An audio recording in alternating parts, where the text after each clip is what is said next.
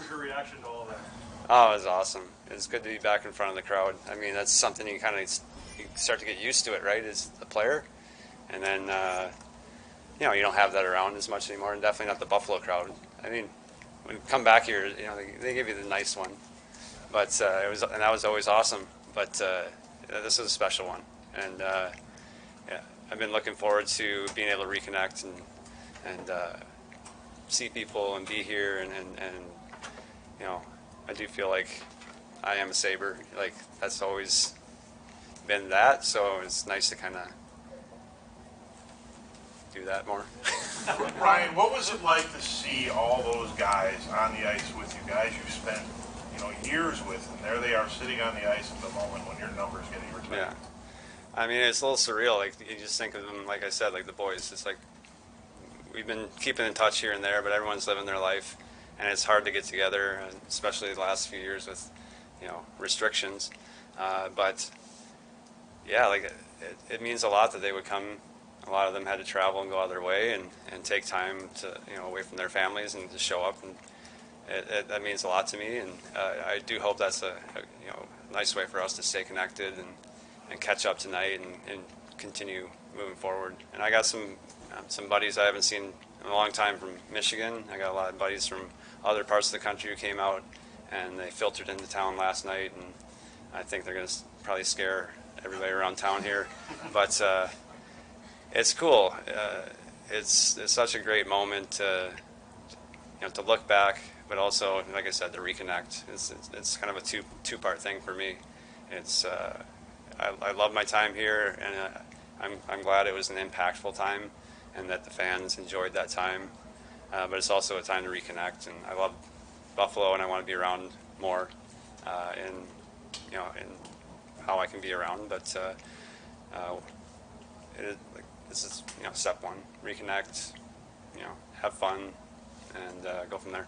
Ryan, what did it mean when Dominic Hasek, showed up on the video screen? A guy that, you wore his number until you didn't wear his number, but when he welcomes you into the Hall of Fame. Yeah, I think that I looked up to him so much as a player. I think that I remember him, mainly as a Sabre.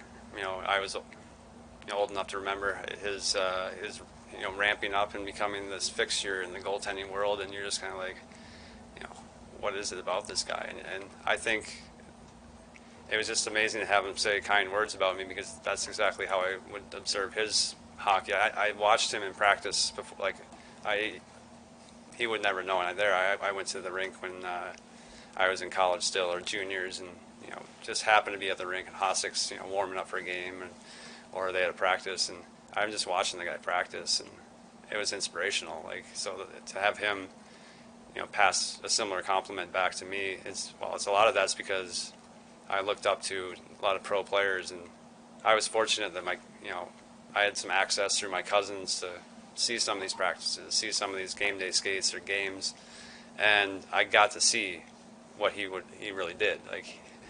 Like he would practice with intensity. Just no one's going to score, and I wanted to do that too, because it just made sense. It's just like, oh yeah, I mean, if I can do it out here, it should be more seamless in the game. And he's definitely a hero of mine, and it's hard to describe.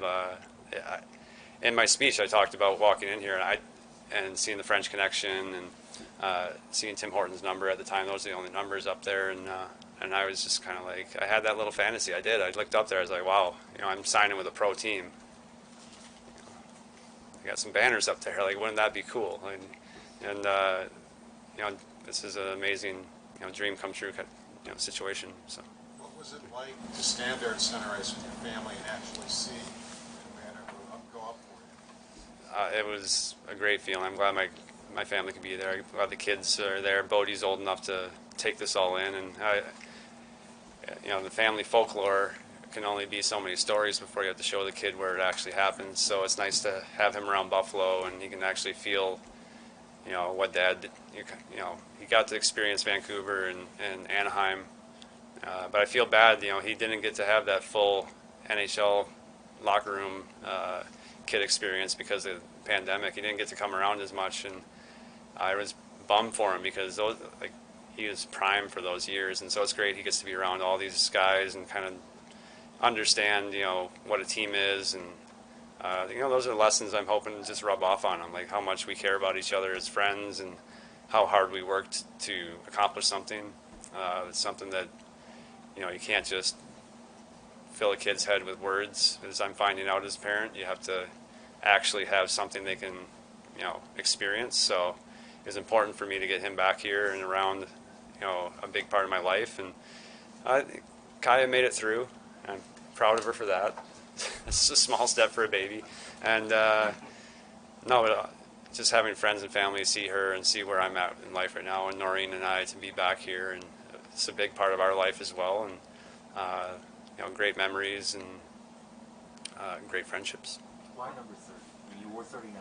Yeah. Obviously, you weren't getting that. So how do you settle on 30? I wore a little bit of 30 when I was younger. I liked the Michigan State goalies. Mike Gilmore wore 30. Some of the other goalies in the NHL at the time were wearing 30. I think that I was wearing 30 all through youth hockey until I got to junior. And I was playing for the Sioux Indians. In my first year there, I think the other goalie was 30, and he was older. He was turning I think he's turning 21. I was 17, so there's no chance I'm getting that number.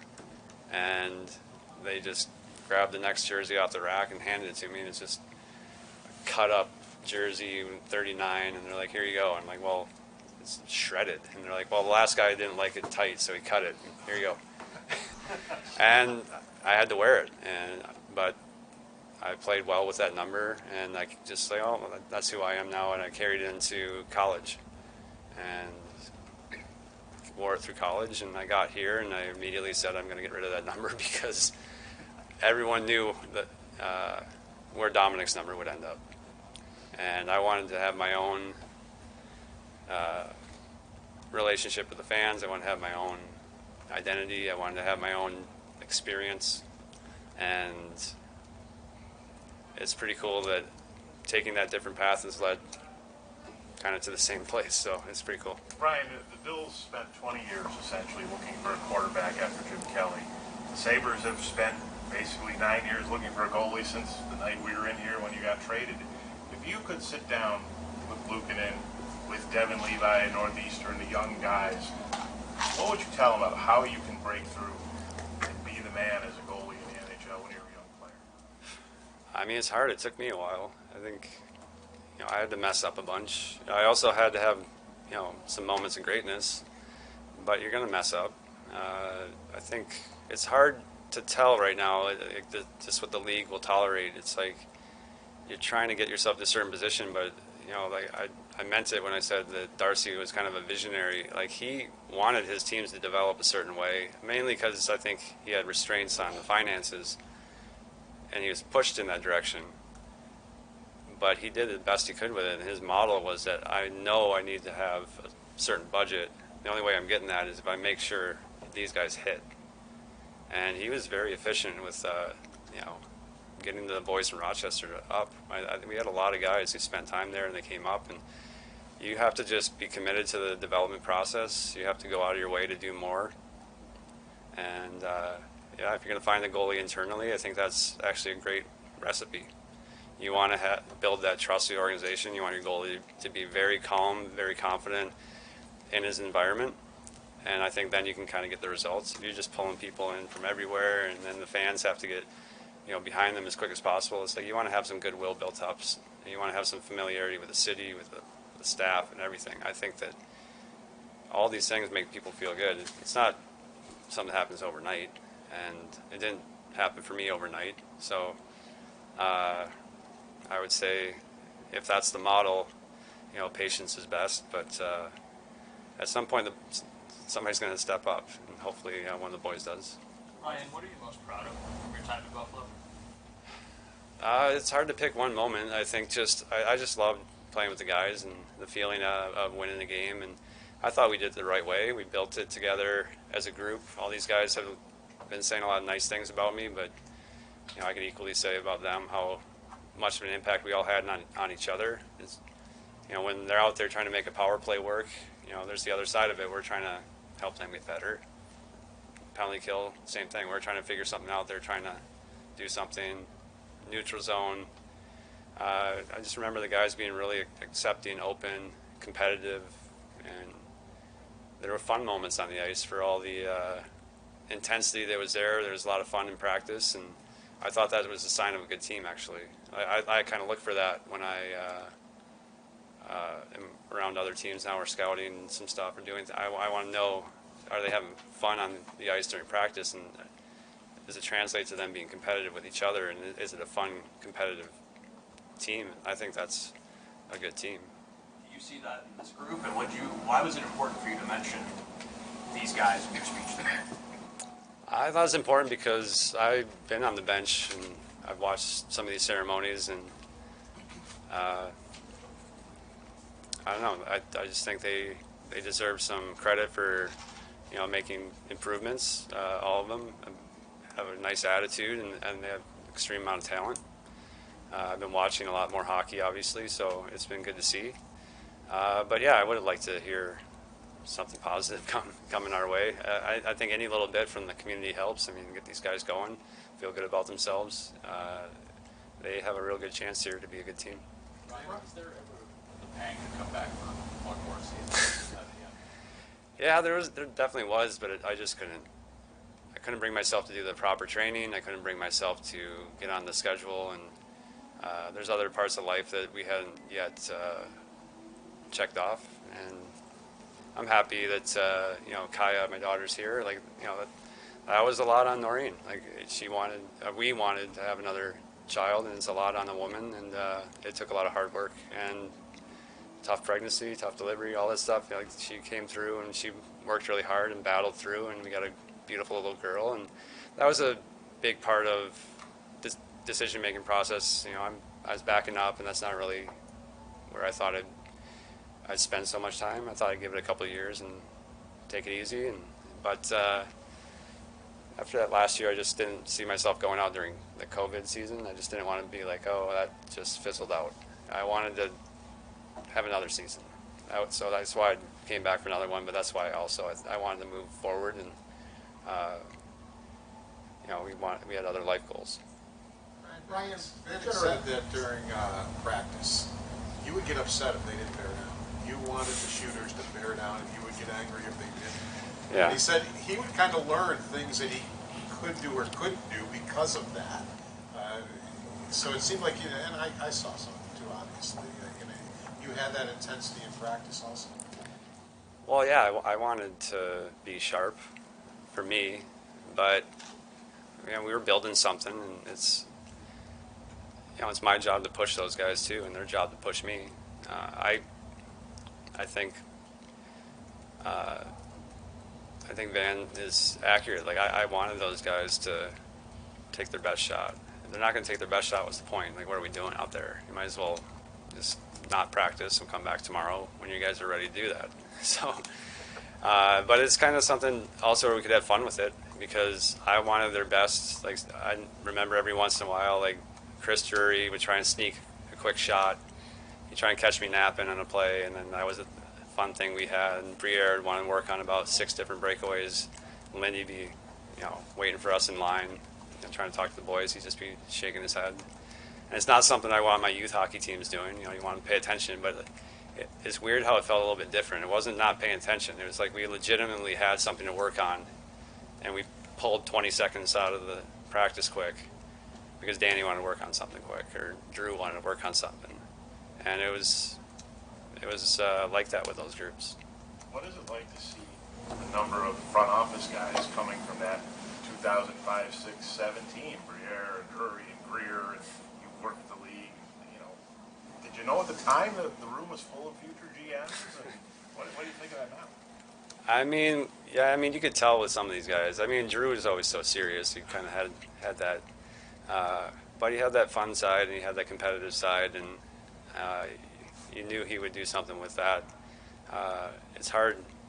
It is hard being retired because you want to be competitive, and I'm not good enough at golf to be competitive. I try to find other things to be competitive at, and I have to watch myself so I'm not too competitive with my son. like in anything. Like, even if he gets the last word on me, I'm just like, okay. Okay, I got to try and let those go because I can't be competitive like that.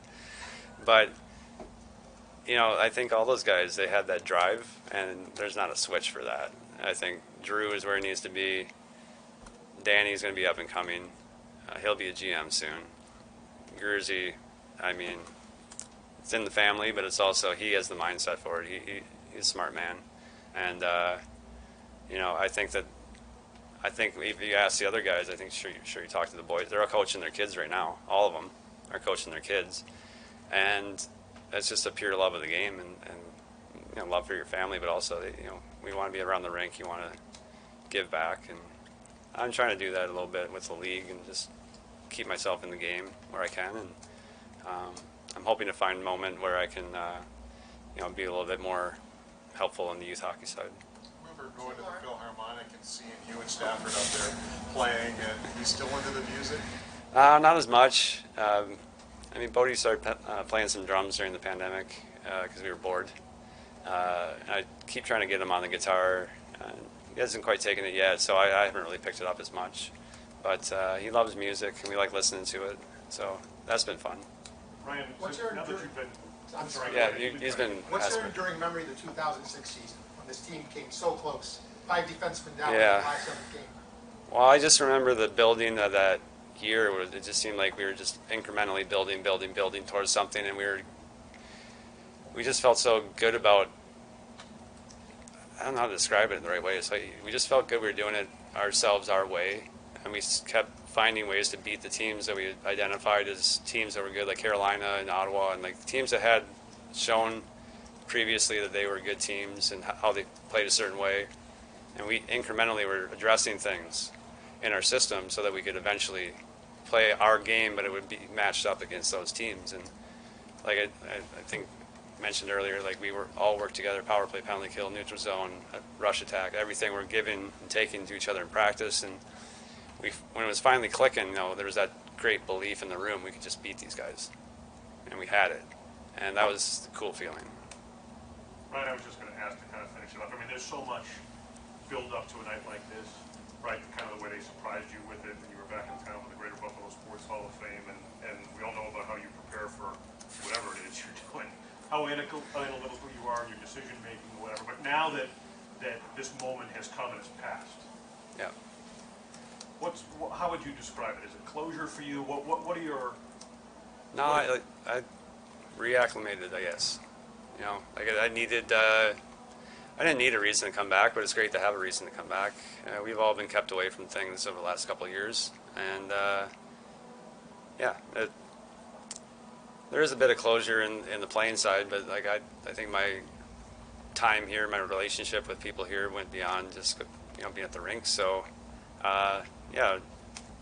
just going to see everybody again, figure out a new way to do it, and have some fun doing it.